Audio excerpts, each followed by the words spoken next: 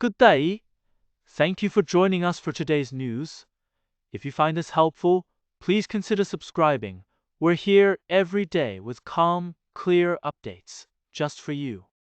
The government has announced its support for the establishment of a new medical school in the Waikato region, marking a significant investment in healthcare and education in the area. The decision follows years of planning and discussions, the need for more medical training facilities in the region. The new school is expected to open in the local population, who are well equipped to serve the needs of the local population. The government has committed significant funding to support the development of the facility, which will include state-of-the-art teaching and research spaces. The announcement has been welcomed by many in the community, who see it as a major step forward for healthcare in the region. However, some critics have raised concerns about the potential impact on existing hospitals. The government has assured that the new school will work closely with existing institutions to ensure a seamless integration and that the quality of medical education will not be compromised. The project is part of a broader initiative to improve healthcare access and outcomes across the country, but also contribute to the national health issues. The next steps include finalizing the details of the project and beginning the construction process. The government has pledged to keep the public informed throughout the development of the school. The rediscovery of a 256-year-old anchor in Doubtless Bay has brought back painful memories of a tragic encounter between Maori and European explorers in 1769. The anchor once belonged to the French ship Saint Jean-Baptiste, captained by Jean-Francois Marie. When the ship arrived in the region, the crew was in disarray, suffering from scurvy.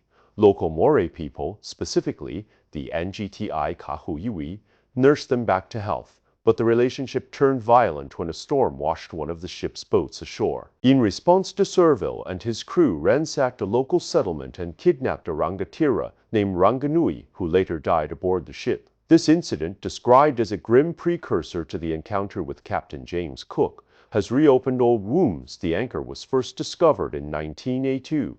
Heritage New Zealand has advised that the site remain undisturbed until Tangata Whenua have been consulted. The Maori people are now being asked to decide the anchor's future. This discovery is more than an archaeological find. It's a reminder of a history that is still deeply felt by many Maori.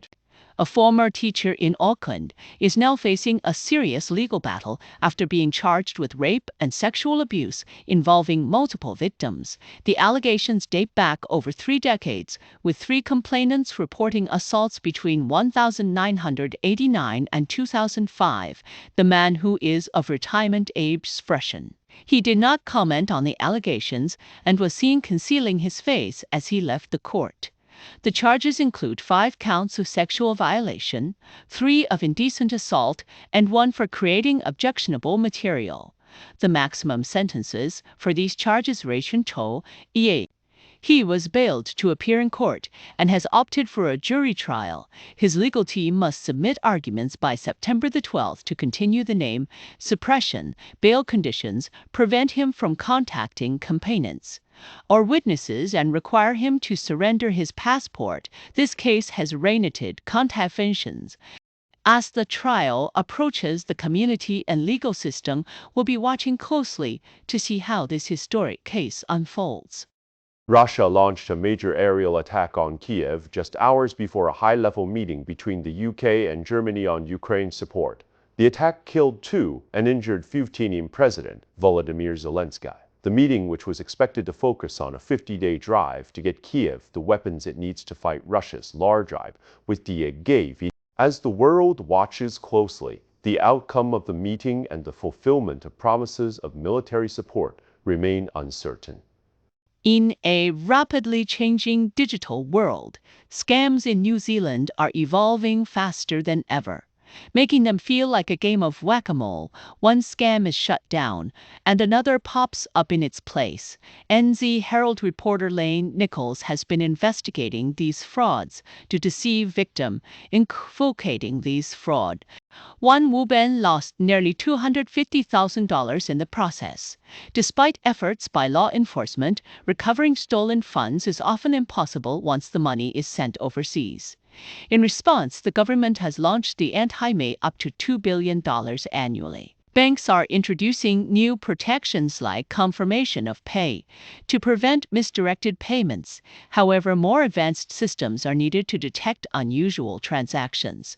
Victims often describe a deep emotional toll, with many losing trust in others after being scammed.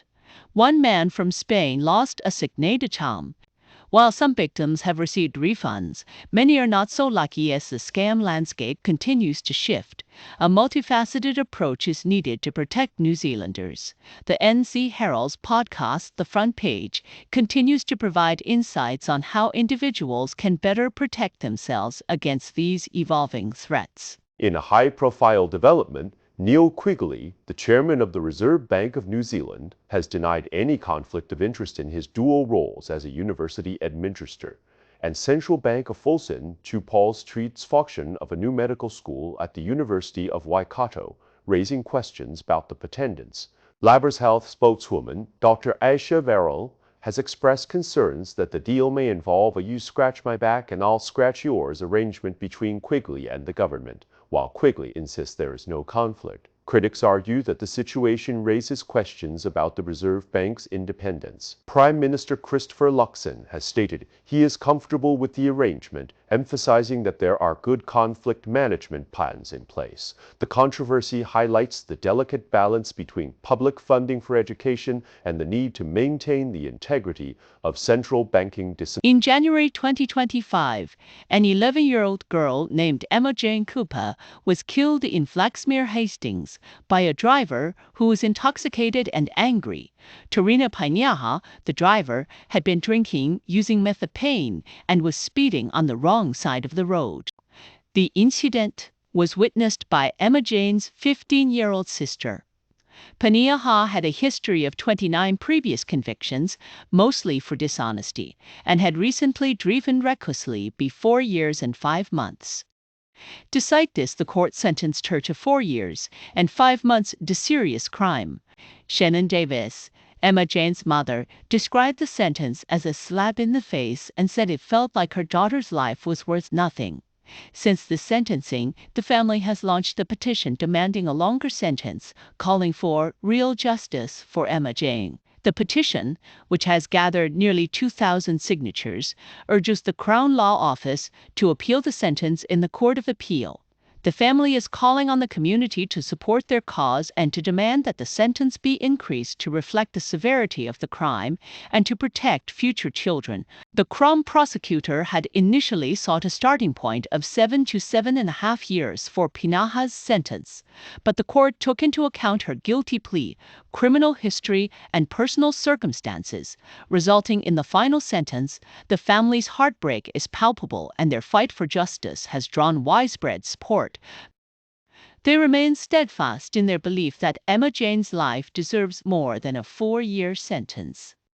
In a high-profile legal case in Auckland, a family has been ordered to pay over $500,000 in damages for the deceitful sale of a leaking house. The vendors claimed they did not disclose a pre-inspection report because it was not requested by the buyer, but the judge ruled that they were aware of the property's issues. The case has sparked a legal of the truth.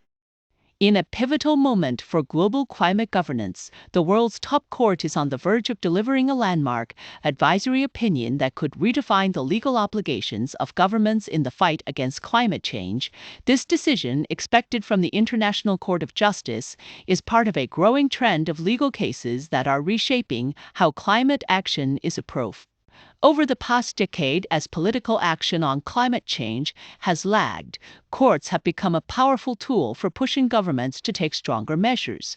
Notable cases, like the 2019 ruling in the Netherlands and the 2021 decision in Germany, have set international precedents. Two recent advices, which Taisang Porman two resas Turis al BT. These rulings signal a shift in how legal frameworks are being applied to climate issues.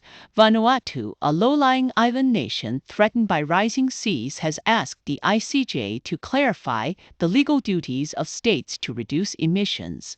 While the ICJ's advisory opinions are not legally binding, they carry significance. As the world watches, the role of courts in climate governance is becoming more central than ever before. In the past year, over 53,000 New Zealanders have turned to their Kiwis accounts for financial relief, withdrawing more than $470 million, a 56.6% increase from the previous points.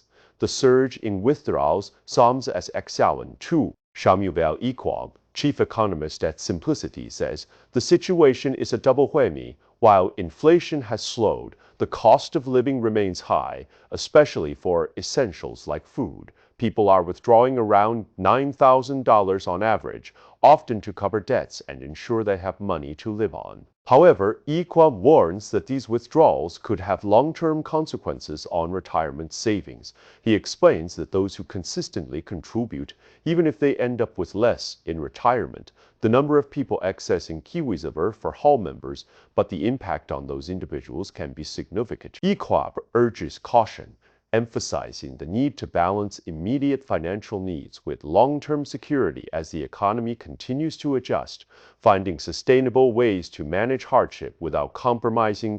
That's all for today's news. We appreciate your time. If you enjoyed this update, please consider subscribing. Your support helps us keep going.